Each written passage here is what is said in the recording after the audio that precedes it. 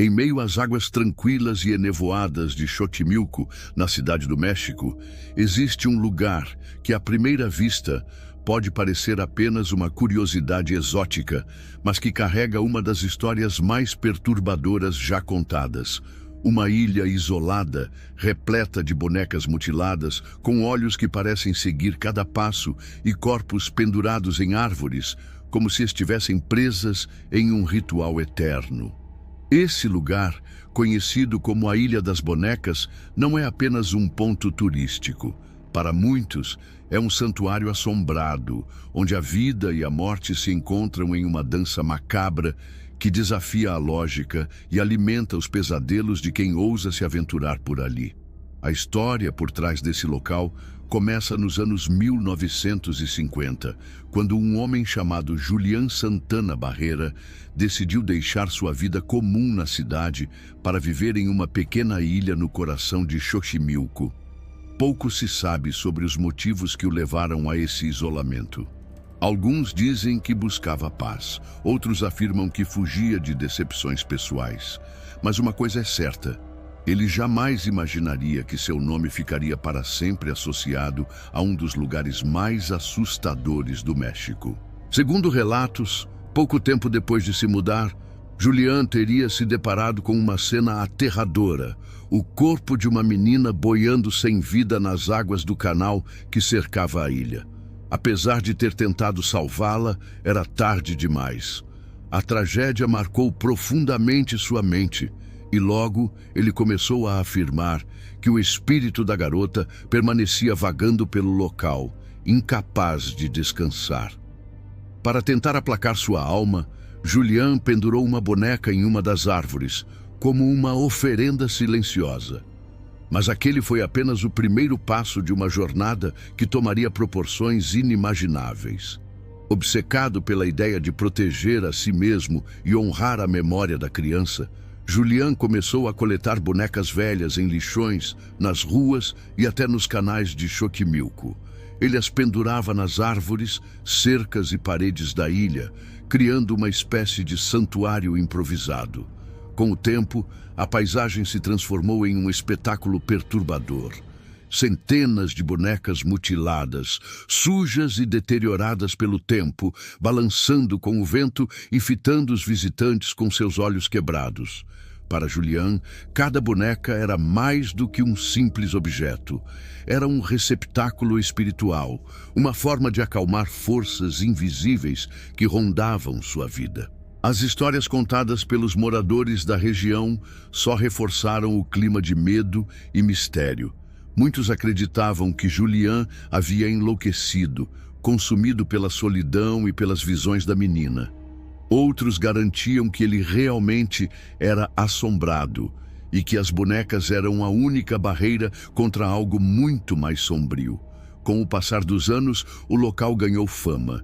Diziam que, ao cair da noite, as bonecas sussurravam, moviam os olhos e até trocavam de lugar. E quem se aproximava da ilha sem oferecer um presente, corria o risco de despertar a fúria dos espíritos que ali habitavam. Mas a história tomou um rumo ainda mais macabro em 2001, quando Julián Santana foi encontrado morto, próximo ao mesmo canal onde afirmava ter visto a menina pela primeira vez. Alguns acreditam que ele morreu afogado, exatamente como a criança. Outros afirmam que sofreu um ataque cardíaco. De qualquer forma, sua morte selou a lenda. Para muitos, Julián finalmente foi levado pela mesma presença que tentou aplacar durante toda a sua vida. Após sua morte, a ilha não perdeu sua aura sombria. Pelo contrário, tornou-se ainda mais temida e, ao mesmo tempo, atrativa. Centenas de turistas começaram a visitar o local, movidos pela curiosidade mórbida e pelo desejo de testemunhar de perto o cenário que parecia saído de um filme de terror. Hoje, calcula-se que existam mais de 1.500 bonecas espalhadas pela ilha, cada uma com sua própria marca de deterioração.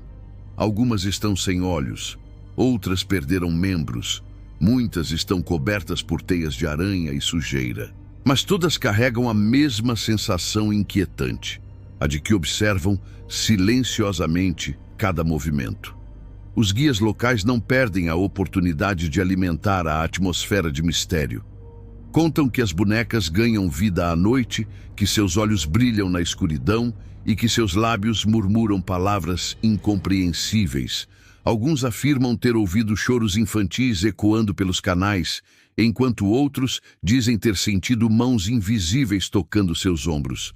Há até quem garanta ter visto as bonecas mudarem de posição de um dia para o outro, como se estivessem vivas. Dentro da pequena cabana onde Julián viveu, encontram-se algumas das bonecas mais emblemáticas, incluindo a primeira que ele pendurou e sua preferida, chamada Agustinita. Muitos visitantes deixam oferendas ao redor delas, brinquedos, doces, flores e até moedas, numa tentativa de ganhar proteção ou pedir milagres. Essa prática reforça a crença de que a ilha não é apenas um cenário macabro, mas um espaço sagrado, onde forças invisíveis estão sempre à espreita. O acesso à ilha não é fácil. É preciso navegar por cerca de 1 hora em trajineras, os tradicionais barcos coloridos de Xochimilco. Nem todos os barqueiros aceitam levar turistas até lá, alegando medo ou respeito pelas lendas. Aqueles que se arriscam relatam uma mudança na atmosfera conforme se aproximam. O ar parece mais pesado, o silêncio mais profundo e a sensação de estar sendo observado mais intensa. É como se a ilha tivesse sua própria energia, capaz de mexer com a mente e os sentidos de quem ousa chegar perto demais. Mas a pergunta que sempre fica é: até que ponto essa história é real? Muitos acreditam que Julián inventou a lenda da menina para justificar sua coleção excêntrica de bonecas. Outros defendem que ele realmente acreditava estar assombrado, vivendo em constante diálogo com o sobrenatural. O fato é que, verdade ou não, a Ilha das Bonecas se tornou um símbolo do medo humano diante do inexplicável. O que torna esse lugar tão perturbador não são apenas as bonecas em si, mas o que elas representam. São lembranças de uma vida interrompida, de uma mente consumida pela obsessão e de uma fronteira borrada entre a devoção e a loucura. A cada boneca pendurada, Julián não apenas decorava a ilha, ele reforçava uma narrativa de dor, perda e mistério que ecoa até hoje na imaginação de quem ouve sua história. À medida que a noite cai sobre os canais de Xochimilco, a ilha ganha outra face. O vento balança os galhos das árvores, fazendo com que as bonecas rangem, batam umas nas outras e emitam sons que lembram sussurros. As sombras se alongam e a escuridão toma conta dos olhos de vidro, agora refletindo apenas fragmentos da lua. É nesse cenário que muitos juram sentir presenças invisíveis, como se a própria ilha estivesse observando cada visitante, testando sua coragem e alimentando-se de seus medos. A morte de Julián selou a lenda com uma camada ainda mais macabra. Para alguns, ele pagou o preço por brincar com forças que jamais poderiam ser controladas. Para outros, cumpriu sua missão: erguer um santuário eterno que manteria viva a memória de uma criança esquecida pelo tempo. De uma forma ou de outra, sua morte transformou a Ilha das Bonecas em um espaço condenado a existir entre a devoção e o terror. Hoje, cada visitante que chega até lá carrega sua própria interpretação.